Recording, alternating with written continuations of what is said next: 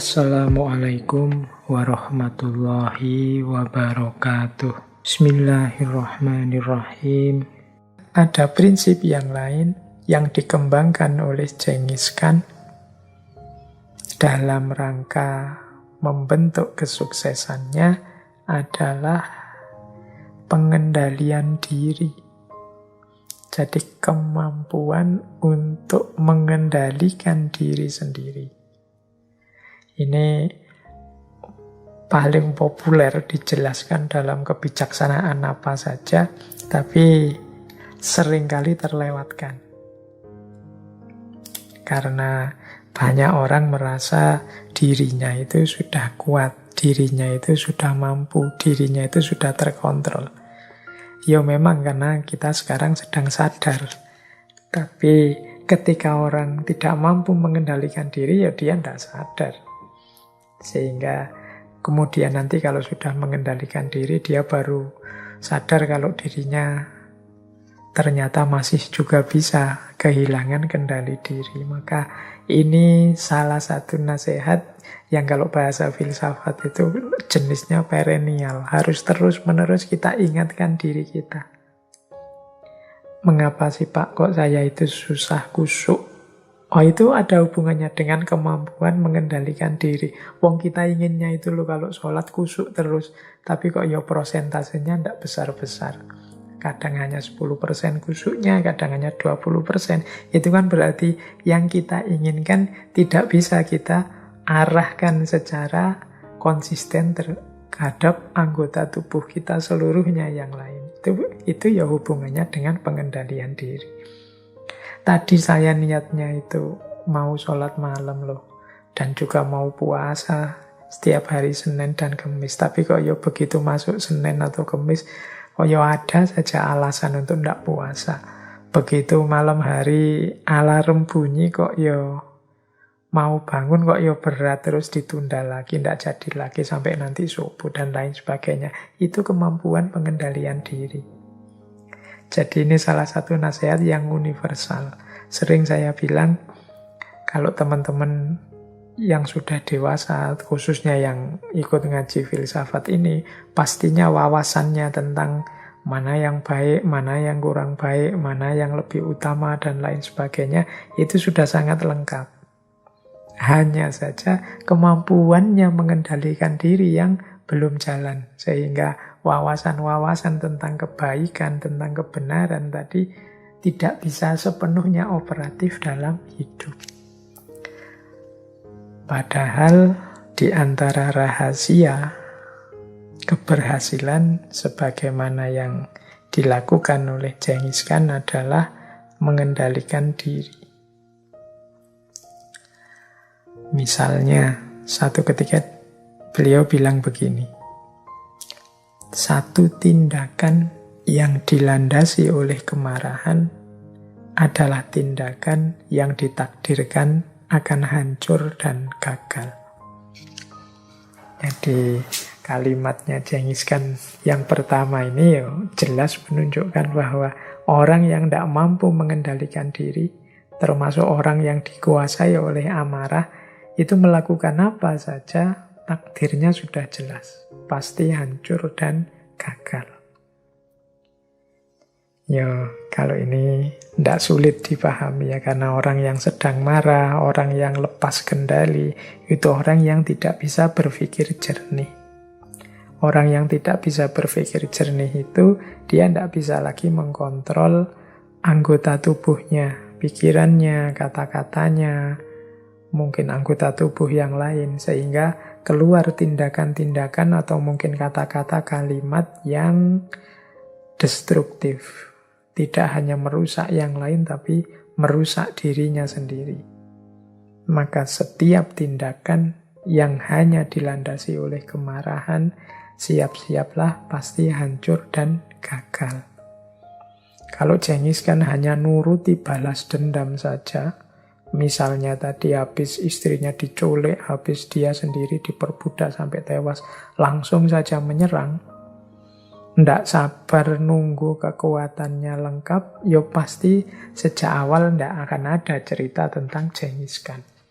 Justru lahir tokoh seluar biasa itu karena kemampuannya untuk berpikir jernih, mengendalikan dirinya, tidak kesusu, melakukan strategi-strategi biar serangan yang dilakukan tepat, biar pengepungan yang dilakukan efektif, dan lain sebagainya. Nah, itu bagian dari kemampuan mengendalikan diri. Maka ada satu kalimat dari Genghis Khan seperti ini. Kalau engkau takut, jangan dilakukan. Kalau engkau lakukan, ya jangan takut. Ini persis seperti pepatah dalam bahasa Jawa. Yen wedi ojo wani-wani, yen wani ojo wedi-wedi. Kalau sudah nawa itu mau dijalankan, ya jalankan dengan mantap. Tidak usah takut-takut. Kalau masih takut, ya sudah, tidak usah jalan. Kok jalan sambil ketakutan? Ya pasti tidak maksimal.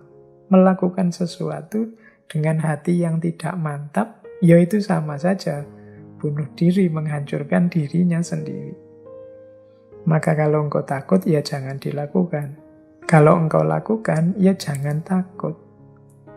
Kalau melakukan sesuatu sambil takut, ya setengah-setengah, ragu-ragu. Ini penting. Ya, kalau mau ya lakukan saja, buang semua ketakutan. Kalau memang masih takut, masih banyak pertimbangan macam-macam, ya sudah, jangan dilakukan. Nanti menyesal. Ada lagi kalimat yang mungkin perlu kita renungi dari Genghis Khan. Kata beliau, ia yang tidak dapat berhenti minum bisa mabuk 3 kali 1 bulan. Kalau ia melakukan lebih dari itu, ia salah. Mabuk 2 kali 1 bulan lebih baik. Kalau mampu sekali sebulan, wah, dia layak dipuji. Kalau mampu tidak minum sepenuhnya gimana? Ayo, apa yang lebih baik dari ini? Namun di mana orang seperti ini dapat ditemui? Namun jika ditemui, ia layak atas segala kehormatan. Ini selain mengajarkan pengendalian diri, sebenarnya mengajarkan latihan yang bertahap dalam hal pengendalian diri.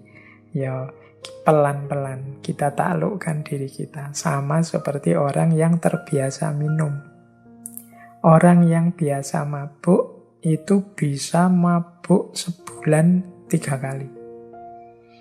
Kata Genghis Khan, ya sudah, kalau memang kuatnya mabuk sebulan 3 kali, berarti 3 kali ini sudah cukup, ya mabuklah 3 kali 1 bulan. Jangan lebih ya, karena ini barang jelek. Kalau barang jelek, kuat sedikit kok kita ngambil yang banyak, itu tercela. Tapi paling tidak ya batas minimalnya lah. Nah, kalau lebih dari itu dia salah. Tapi syukur-syukur bisa mengurangi. Sebenarnya saya standar minimalnya 3 kali, tapi 2 kali bisalah agak berjuang. Nah, ini kata Genghis Khan layak dipuji. Bagaimana kalau tidak minum sama sekali saja, tak berjuang sekuat-kuatnya? Ya alhamdulillah, kalau mau seperti ini, dia layak atas segala kehormatan.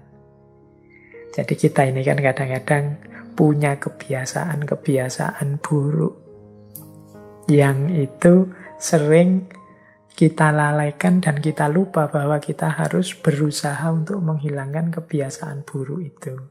Ya misalnya ini kalimatnya dari Genghis Khan ini saya ganti kecanduan HP atau smartphone.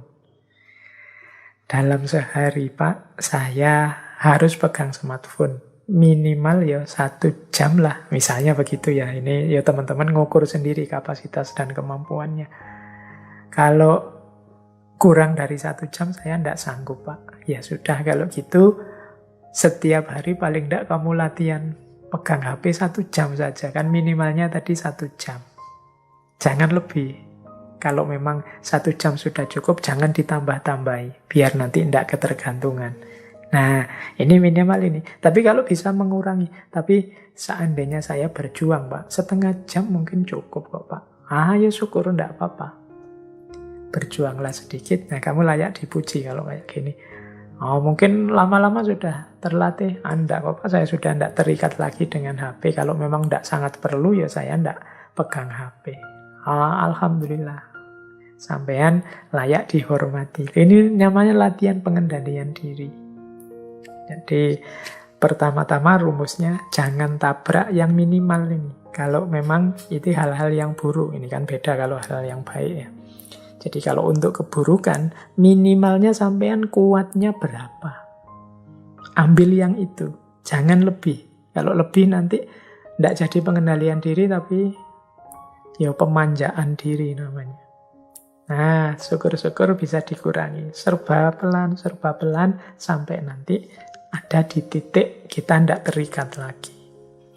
Jadi ini pelajaran yang menarik dari Genghis Khan untuk kita latihan mengendalikan diri. Jadi kalau ada kebiasaan-kebiasaan buruk, pertama-tama mari kita ambil minimalnya. Jangan lebih. Setelah itu kita kurangi pelan-pelan. Sampai di titik 0. Kalau sudah sampai di titik 0 itu alhamdulillah berarti perjuangannya sukses. Sukseslah kita mengendalikan diri. Baik, kita lanjutkan lagi. Jadi itu prinsip-prinsip di antara keberhasilannya Genghis Khan. Baik. Nah, prinsip selanjutnya dari perjuangan seorang Genghis Khan adalah prinsip ketuntasan dalam perjuangan. Ada beberapa prinsip ketika orang sedang berjuang. Yang pertama kata Genghis Khan, tidak ada nilai dalam sesuatu sampai ia tuntas terselesaikan. Nah ini pesan dari Genghis Khan untuk kita, ya kalau kita berjuang, kalau kita ingin meraih sesuatu, berikan semua daya, semua upaya agar sesuatu itu benar-benar tuntas kita jalankan dan tuntas kita raih.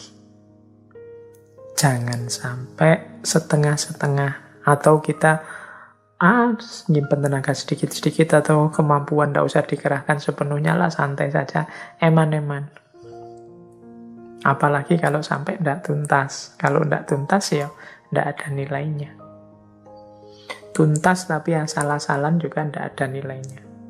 Pak wong ini cuma skripsi saja, wis yang penting ada bentuknya, ya sudah, nanti mungkin kita menyesal kok dulu tidak mengerahkan segala tenaga, segala pikiran ya biar skripsinya jadi bagus. Jadi mari kalau kita sedang berjuang menempuh sesuatu ya at all cost semuanya kita kerahkan biar mendapatkan hasil yang terbaik. Karena kalau tidak selesai atau tidak tuntas, tidak sepenuhnya, mungkin kita sendiri nantinya akan menyesal. Baik, selanjutnya sehubungan dengan perjuangan juga, Genghis Khan menasehati kita akan mudah bagi seseorang untuk melupakan visi dan tujuannya saat memiliki pakaian indah, kuda yang cepat, dan wanita yang cantik. Ini pesan dari Genghis Khan. Kita tadi kan hidup ini harus punya visi, punya tujuan. Kita narget visi, narget tujuan. Jangan mudah didistraksi, dipalingkan oleh kenikmatan-kenikmatan, keindahan-keindahan sesaat atau yang sifatnya tidak asasi. Ya di situ Genghis Khan mengambil ilustrasi pakaian yang indah, kuda yang cepat, wanita yang cantik. Maksudnya apa? Ini sering membuat kita terlena. Jadi hati-hati kalau kita sedang berjuang mewujudkan cita-cita, ada banyak hal yang sering membuat kita terlena sehingga lupa kepada visi misi hidup kita yang utama.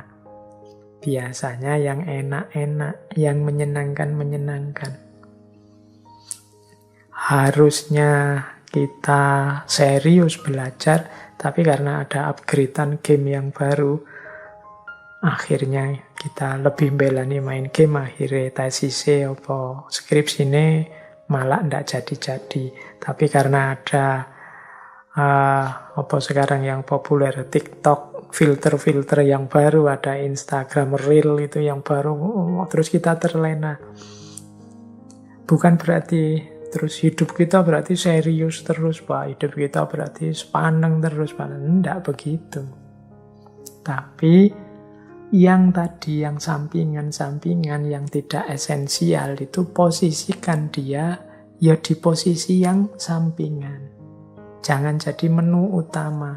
Boleh main Instagraman, boleh main TikTok, boleh pegang HP, boleh main game. Tidak ada yang melarang. Tapi pastikan semua itu tidak melambatkan langkah kita mewujudkan cita-cita tujuan, tidak menghalangi cita-cita kita mewujudkan tujuan tadi, bahkan tidak membuat kita terpaling dari tujuan tadi. Jadi tempatnya tetap harus di pinggir, tidak boleh jadi menu utama. Karena orang itu mudah terlena, mudah tergoda. Nah, ini pesan dari Genghis Khan dalam aspek perjuangan. Baik. Nah, ada lagi beberapa kebijaksanaan dari Genghis Khan. Jadi ada wisdom dari Genghis Khan, kata dia, menaklukkan dunia di atas punggung kuda itu mudah. Turun dari kuda dan mengaturnya itu yang sulit. Kalau sekedar mengalahkan, menaklukkan, menundukkan, kalau versinya Genghis Khan, apalagi bahkan sampai membantai, membumi, hanguskan, itu gampang. Yang sulit itu adalah mengaturnya. Kalau sudah menang terus mau apa? Kalau sudah sukses terus mau apa? Nah, itu yang penting. Kalau satu negara, satu wilayah sudah ditaklukkan, ngaturnya kemudian seperti apa? Biar ndak isinya perang terus-menerus, konflik terus-menerus. Itu yang sulit. Jadi ini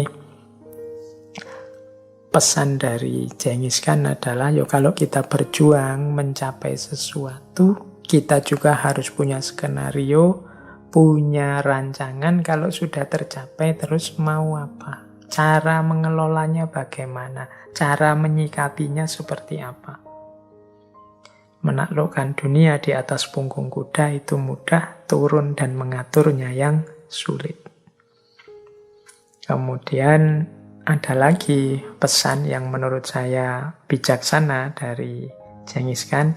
Dia bilang begini, sebagaimana Tuhan memberi jari jemari yang berbeda-beda di tangan, demikian pula Ia memberikan beragam jalan untuk manusia. Jadi kalau kita lihat jari tangan kita ini kan posturnya, bentuknya, modelnya beda-beda. Dan dalam hidup kan kita memfungsikan juga beda-beda, memaknai juga beda-beda. Allah memberikan kita 5 jari yang beda-beda dengan fungsi dan guna dan cara memainkan yang beda-beda. Demikian juga dalam hidup ini Allah selalu memberi banyak jalan untuk mengatasi berbagai problem kita. Asal kita tidak malas, asal cara berpikir kita jernih, asal kita tidak dibalut oleh ambisi-ambisi yang tidak jelas. Insya Allah masalah itu akan bisa selesai segera. Pasti ada jalan keluarnya. Allah tidak pernah memberi masalah di luar kemampuan dan kapasitas manusia. Jadi ini pesan dari Genghis Khan untuk kita tidak menyerah. Tidak ada masalah yang tidak ada solusinya. Jangan putus asa.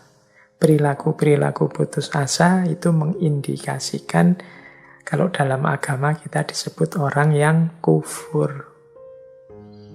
Jadi orang yang seperti tidak percaya Tuhan saja. Semoga teman-teman yang mengikuti ngaji filsafat ini menyadari tidak terjebak pada kalimat-kalimat putus asa tadi. Tidak. Setiap masalah pasti ada solusinya. Ya mungkin sulit, berarti kita perlu lebih serius lagi, lebih butuh perjuangan lagi, dan mungkin juga butuh pengorbanan-pengorbanan. Ya memang sedang sulit, tidak mungkin enak saja, lancar saja situasinya. Pasti butuh sedikit-sedikit pengorbanan. Yang penting, mari jangan putus asa. Karena pasti ada solusinya, pasti akan berakhir. Tidak ada masalah yang tidak ada akhirnya. Tidak ada solusinya. Ini kebijakan termasuk yang disampaikan oleh Genghis Khan.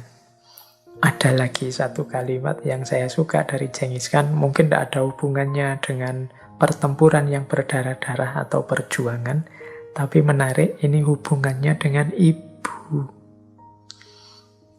Sebenarnya quote-quote kalimat-kalimat dari Genghis Khan ini menunjukkan bahwa sesadis itu, sekejam itu mungkin, yang tiap hari hidupnya berlumuran darah, ternyata juga masih tidak hilang nurani kemanusiaannya. Bahkan termasuk tokoh yang sangat mencintai ibunya dan kalau mengikuti narasi di depan tadi, memuliakan perempuan, meskipun selirnya banyak. Ada kalimat menarik dari Genghis Khan tentang ibu seperti ini. Kalau engkau menyakiti ibu yang memberimu kehidupan dengan sepenuh hatinya, engkau akan membuat cintanya kepadamu membeku. Bahkan kalau engkau meminta maaf kepadanya kemudian, kerusakannya sudah terlanjur. Jadi ini pesan dari seorang Genghis Khan. Mungkin rasanya agak aneh ya, pesan kasih ibu dari seorang yang dahsyat. Isi hidupnya dari perang ke perang seperti Genghis Khan. Beliau pesan jangan sekali-kali kita menyakiti hatinya ibu. Sakit hatinya seorang ibu berarti berhentinya rahmat, berhentinya aliran kasih ke dalam hidup kita. Kalau sudah seperti ini, meskipun kita minta maaf kepada ibu dan pasti dimaafkan, tapi kerusakan yang kita buat sudah terlanjur. Ya wis kadung rusak.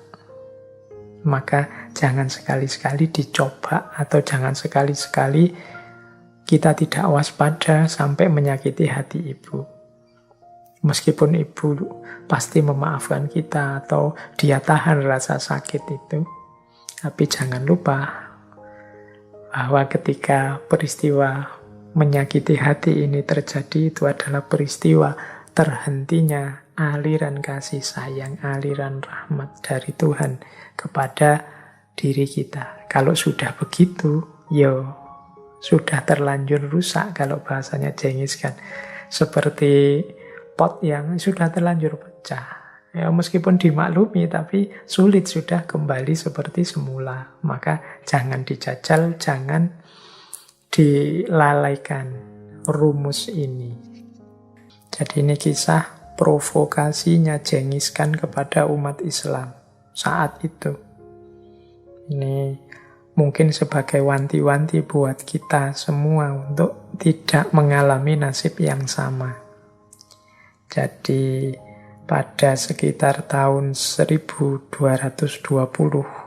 Masehi, Genghis Khan ini memulai ekspedisinya ke arah barat, termasuk yang kemudian berkonflik dengan Genghis Khan, ya wilayah-wilayah yang masuk pada dinasti Khwarizm yang dipimpin oleh Shah Muhammad. Nah, daerah-daerah yang paling awal nanti diserang adalah wilayah Bukhara dan Samarkand. Jadi ada cerita begini, pada mulanya Genghis Khan ini sulit untuk menembus pertahanan umat Islam yang ada di kota Bukhara. Jadi, wah ini sulit ini. Ternyata pasukannya solid. Umat Islamnya solid di sana. Saya bilang tadi, Genghis Khan ini orang yang pinter dan mau belajar. Akhirnya Genghis Khan mengambil strategi provokasi kepada umat Islam yang ada di sana. Jadi Genghis Khan terus nulis surat kepada umat Islam saat itu, barang siapa yang menyerahkan senjata dan berpihak kepada tentara Mongol akan selamat. Tetapi barang siapa yang enggan, akan kami buat menyesal dia. Nah, ini kalimat ini, surat ini kemudian disebarkan kemana-mana. Ini saya membayangkan mirip seperti 10 November ketika tentara sekutu menebarkan ancaman ke Surabaya. Tapi ini Genghis Khan menyebarkan pada umat Islam di Bukhara. Siapa yang menyerahkan senjata, selamat. Tapi siapa yang tidak mau menyerah, tidak mau berpihak pada kita, ya siap-siap saja akan menyesal.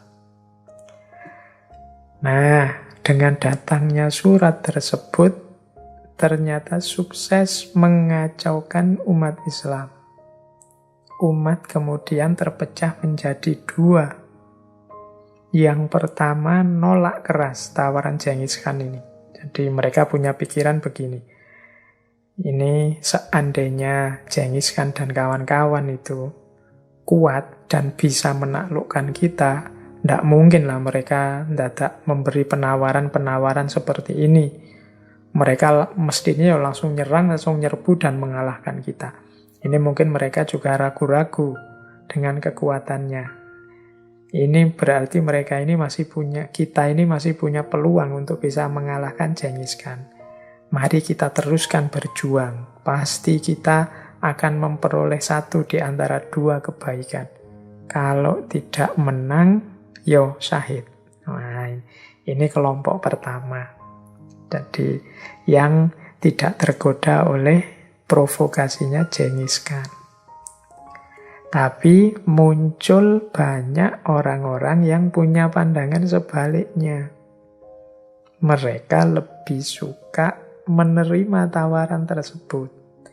Mereka terus bilang, gimana kita bisa menghadapi tentara Mongol? Perang melawan Mongol itu sama dengan bunuh diri massal. Kalian ndak belajar sejarah sih, nggak baca peristiwa kemarin-kemarin, ndak mendengar berita kemarin-kemarin. Kalian juga tidak lihat betapa dahsyatnya mereka, kekuatan mereka, kelengkapan senjata mereka, dan lain sebagainya. Nah, ini dua kubu ini gegeran terus, konflik. Yang satu ingin menyerah saja pada Genghis Khan, yang satu ingin mempertahankan dan berjuang. Nah, Genghis Khan yang cerdik itu terus memantau perdebatan ini. Dan dia ingin mengambil keuntungan dari perdebatan-perdebatan ini. Perselisihan-perselisihan ini. Kemudian dia nulis surat yang kedua. Nah, untuk surat yang kedua ini khusus dikirimkan pada kelompok kedua. Yang tadi ragu-ragu. Ini kan tadi ada kelompok kedua yang apa ya kita bisa melawan Mongol? Kita ini negara apa? Lihat kekuatan mereka, lihat super powernya mereka. Nah, dalam surat yang kedua ini, Genghis Khan berjanji pada kelompok kedua ini, kalau nanti Genghis Khan bisa menguasai Bukhara, maka kelompok kedua ini akan diberi jabatan ini, jabatan itu, posisi ini, posisi itu. Syaratnya kelompok kedua ini tolong bantu kita menumpas kelompok pertama. Yang tadi tidak mau dinego, yang inginnya tetap perang terus. Jadi ini surat kedua kepada kelompok yang kedua. Nah, tawaran kepada kelompok kedua ini membuat mereka tergoda. Jadi mereka merasa, wah ini sesuai dengan aspirasi kita dan juga nantinya akan menguntungkan kita. Kita ini akan diberi jabatan macam-macam kalau mereka menang. Padahal menurut perhitungan kita, ya pasti mereka menang. Tidak mungkin mereka kalah kalau dilihat dari pengalaman selama ini. Nah, ini mereka tidak sadar bahwa yang membuat umat Islam di situ lemah dan cenderung bisa kalah ya karena tidak kompak, karena mereka sendiri yang tidak mau berkomitmen. Akhirnya disambutlah permintaan dari Genghis Khan tadi. Mereka siap berjuang membantu Genghis Khan menaklukkan orang kubu lain yang tidak setuju dengan Genghis Khan dan ingin berjuang sampai akhir. Akhirnya mereka memerangi saudaranya sendiri. Terjadilah saling bunuh sesama muslim. Dan ya karena didukung oleh Genghis Khan, kubu yang pertama yang teguh berjihad mempertahankan tanah airnya akhirnya habis, tertumpas di tangan saudara-saudaranya sendiri. Nah, setelah itu ya santai saja Genghis Khan bisa masuk ke Bukhara. Padahal semula dia kesulitan menaklukkan Bukhara. Sekarang dibantu orang dalam.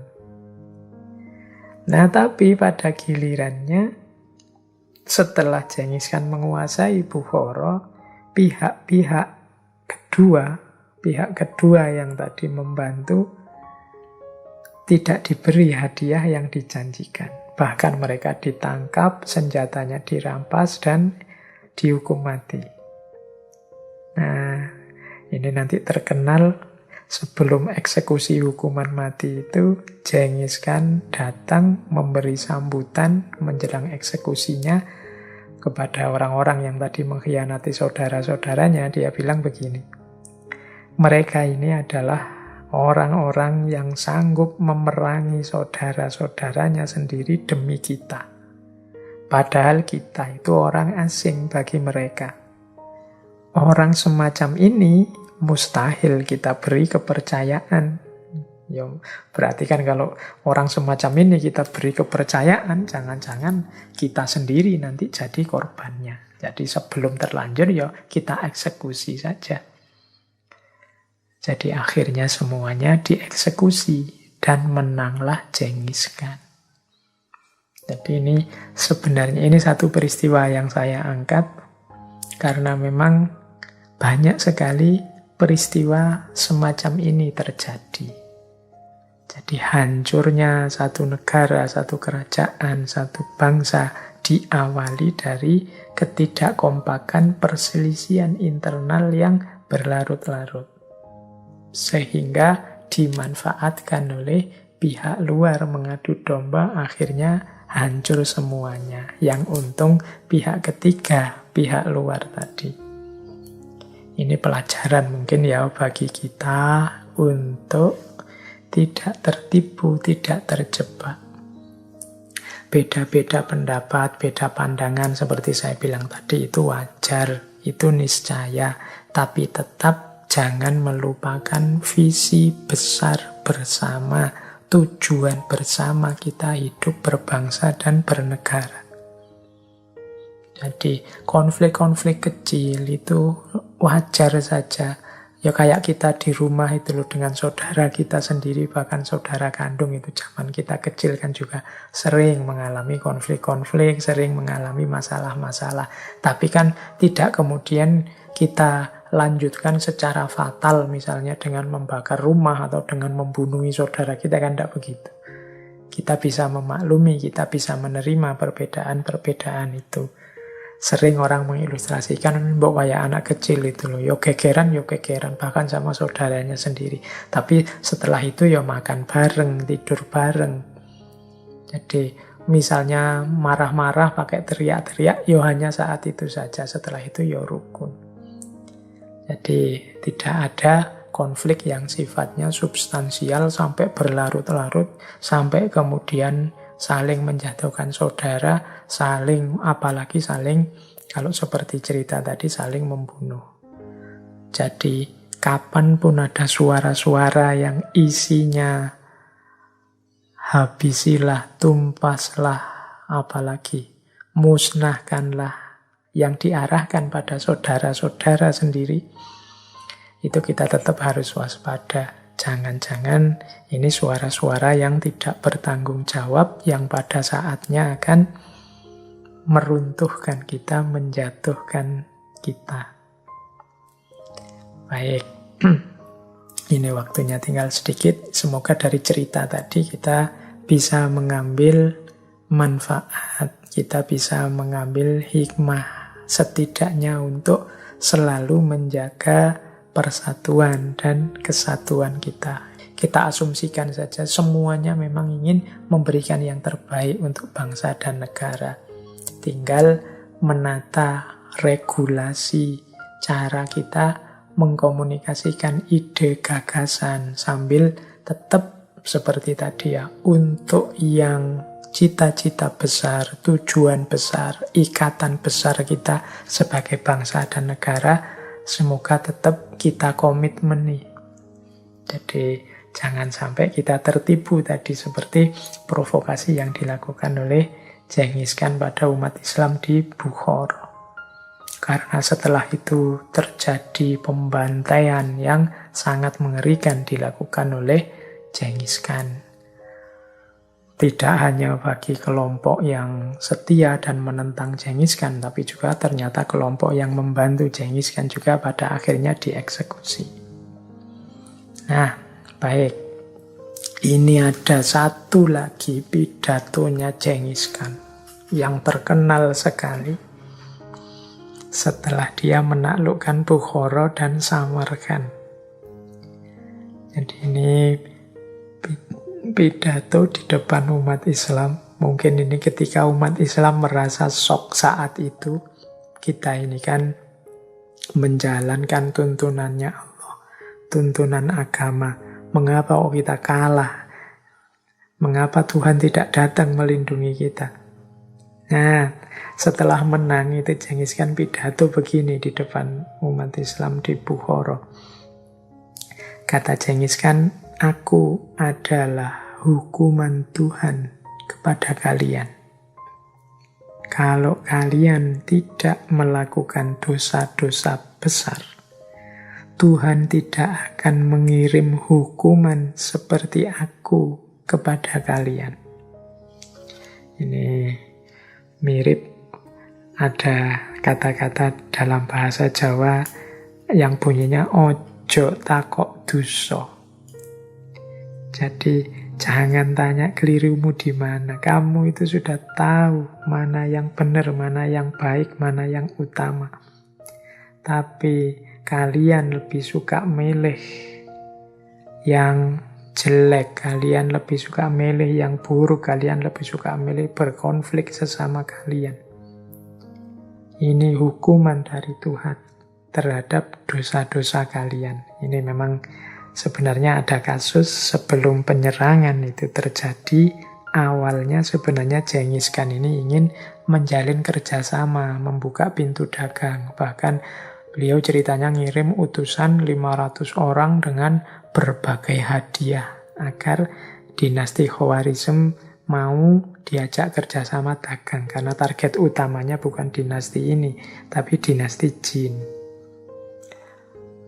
Tapi kok niatnya Genghis Khan ini disalahpahami. Utusan-utusan itu kemudian dibunuh, dibantai. Ini yang menimbulkan murkanya Genghis Khan. Akhirnya dinasti Khawarizm juga diserang, dihancurkan, yang dimulai dari Bukhara dan Samarkand. Makanya begitu menang, Genghis Khan ini naik panggung dan menceramai orang-orang di situ bahwa ini loh hukumannya Tuhan pada kalian. Ini karena dosa-dosa kalian sendiri, maka Tuhan mengirimkan hukuman seperti aku kepada kalian. Jadi konteks kalimatnya seperti itu. Meskipun pidato ini juga bisa kita arahkan kepada diri kita sendiri. sebagai bangsa, sebagai negara. Jangan sampai perilaku-perilaku buruk kita, kesalahan-kesalahan kita yang kita lakukan pada akhirnya mengundang murkanya Tuhan dan kemudian memunculkan musibah-musibah, memunculkan bencana-bencana sebagai efek dari perbuatan kita sendiri.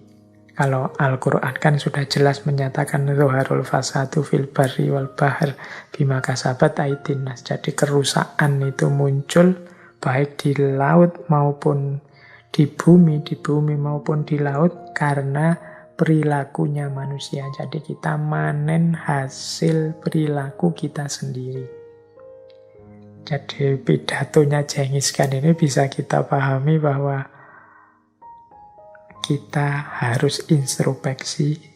Siapa tahu kesulitan-kesulitan yang kita hadapi hari-hari ini, entah dalam bentuk apapun, lahir karena kesalahan-kesalahan kita sendiri.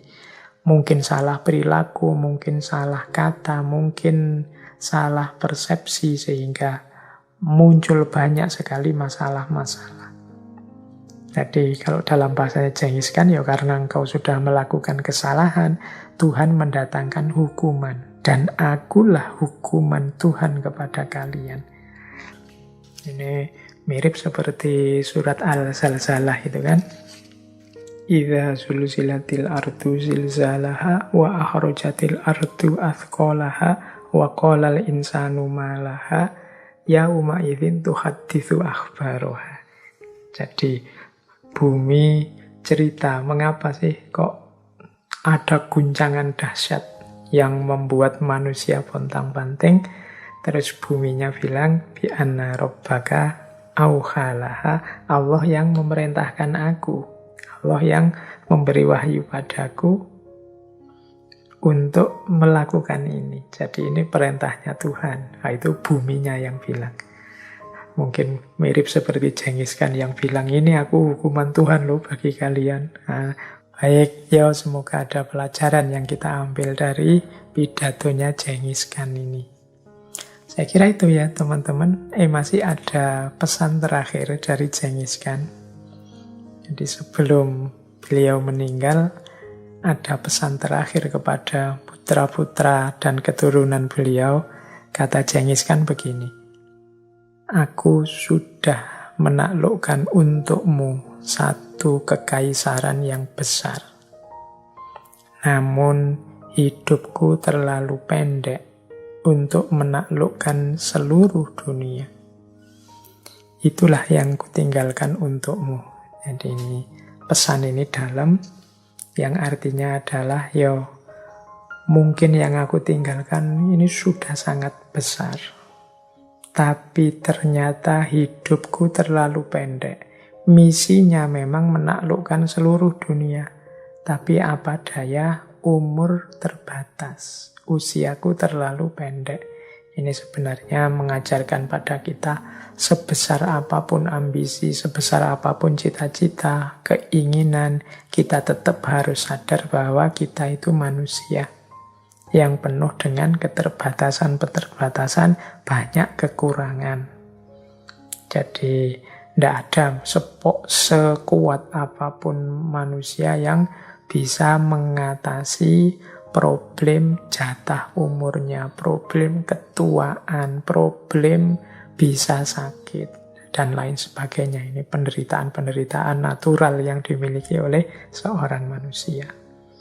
Maka tidak pantas sebenarnya manusia itu sebesar apapun menyombongkan dirinya.